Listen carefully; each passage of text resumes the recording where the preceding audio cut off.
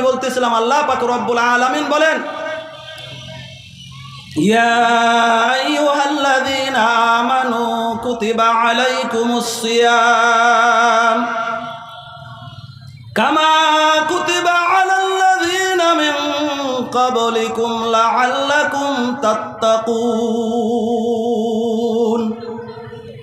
আল্লাহ পাক রব্বুল আলামিন সূরা বাকারার 183 নম্বর আয়াতের ভিতর বলেন, হে আমার মুহাব্বতের ইমানদার বান্দা বান্দিরা, তোমাদের উপর রোজা ফরজ করা হয়েছে।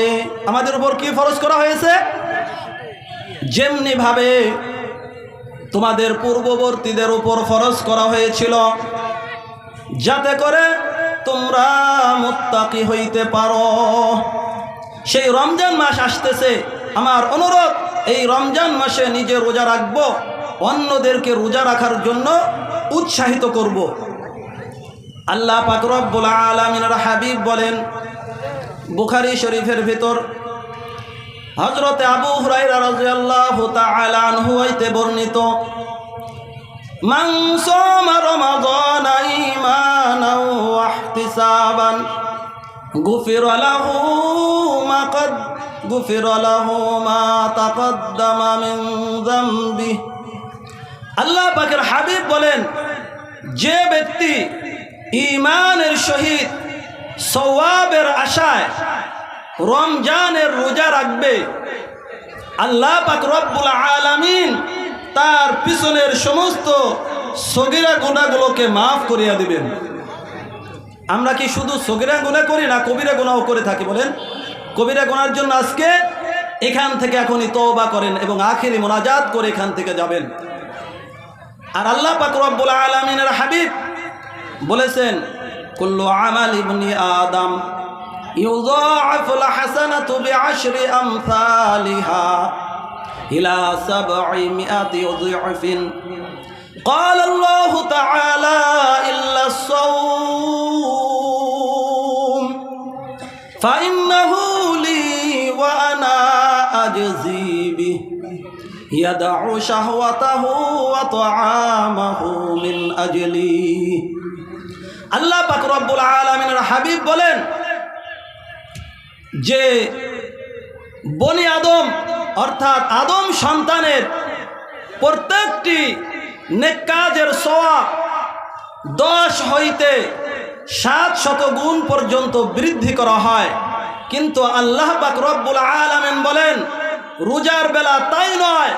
অর্থাৎ রোজা যেহেতু আমি আল্লাহ পাকের জন্য, তারা তাদের নিজেদের চাহিদা পূরণ থেকে এবং আমার ভয়ে এইভাবে পানাহার থেকে বিরত ছিল, সেই জন্য আল্লাহ পাক বলেন, এই রোজার প্রতিদান আমি আল্লাহ পাক নিজেই দান করব। সুবহানাল্লাহ।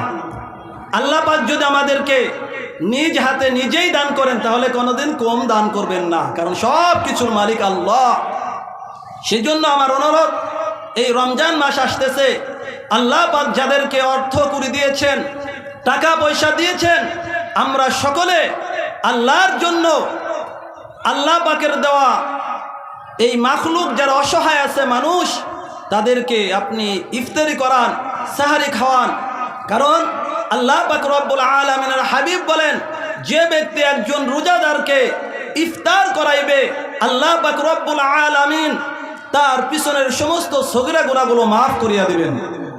শুধু তাই নয়, তাকে জাহান্নামের কঠিন শাস্তি থেকে মুক্তি দান করবেন। এবং ওই রোজাদার ব্যক্তি রোজা রেখে যেই পরিমাণ সওয়াব পেয়েছে, সম পরিমাণ সওয়াব আল্লাহ পাক ওই ইফতারি করানেওয়ালাকে দান করবেন। কিন্তু রোজাদারের কোনো সওয়াব কমবে না। রসুলের সাহাবায়ে কেরাম আরজ করলেন, ইয়া রাসূলুল্লাহ সাল্লাল্লাহু আলাইহি ওয়াসাল্লাম, আমাদের তো সকলের রোজাদারদেরকে পেট ভর্তি করে খানা খাওয়াবার মতন সামর্থ্য নাই। তখন আল্লাহ পাক রব্বুল আলামিনের হাবিব বললেন, যাদের সামর্থ্য নেই তারা যদি একজন রোজাদারকে একটু পানি দিয়ে, এক ঢোক দুধ দিয়ে, একটি বা কিছু খেজুর দিয়ে ইফতারি করায়, তাহলে আল্লাহ পাক রব্বুল আলামিন ওই ব্যক্তিকেও উক্ত সওয়াব দান করবেন। সুবহানাল্লাহ। সেজন্য মুসলমানেরা আল্লাহ পাক আমাদেরকে 12টি মাসের মধ্যে একটি মাস রোজা রাখার জন্য নির্দেশ করেছেন, ফরজ করেছেন। এই রোজার জন্য প্রস্তুত হন, কারণ এই রোজা আমরা পাবো কিনা তাও এখন আমাদের কারো জানা নাই। সেই জন্য আমার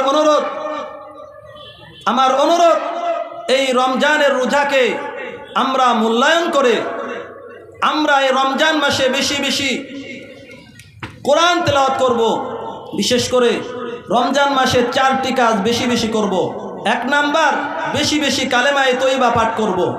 2 নাম্বার, বেশি বেশি ইস্তেগফার পাঠ করব। 3 নাম্বার, আল্লাহ পাকের নিকট জান্নাত কামনা করব। 4 নাম্বার, জাহান্নাম থেকে মুক্তি চাইবো। পারবো তো এইগুলো কাজ করতে বেশি বেশি, আরও তো অনেক কাজ বেশি করব। 1 নাম্বার কালেমায়ে তৈবা বেশি বেশি পড়ব। 2 নাম্বার ইস্তেগফার করব, অর্থাৎ আল্লাহর কাছে গুনাহ থেকে ক্ষমা চাইব। 3 নাম্বার এরকমভাবে আল্লাহর কাছে জান্নাত চাইব। 4 নাম্বার জাহান্নাম থেকে মুক্তি চাইব।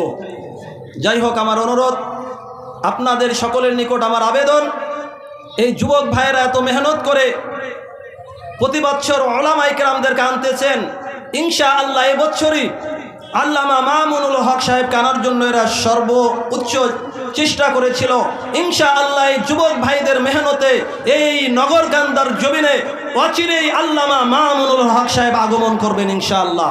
সেজন্য আমি দোয়া করি এবং আপনাদের কাছে দোয়া চাই, এরা যেন এই অর্থাৎ আমাদের পরবর্তী এখন থেকে শুরু করে কিয়ামতের আগ পর্যন্ত এই নগরকান্দা এই স্কুল মাঠে প্রতি বছর উলামায়ে কেরামের গণজমায়েত হোক, আপনার সকলে চাইতো। সেজন্য এর জন্য দোয়া করবেন, সর্বদিক দিয়ে সহযোগিতা করবেন এবং নিজেদের সন্তানদেরকে হক্কানে আলেম বানানোর জন্য উলামায়ে কেরামের সাথে সর্বদা সম্পর্ক রাখবেন।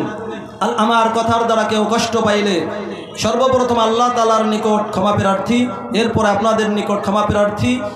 সঠিক কথাগুলো যেন আমি সহ আপনারা সকলে আমল করে জীবন যাপন করতে পারি, সেই তৌফিক আল্লাহ পাক আমাদের সকলকে দান করুক। আমিন। ওয়া আখিরু দাওয়ানা আনিল হামদুলিল্লাহি রাব্বিল আলামিন। আসসালামু আলাইকুম।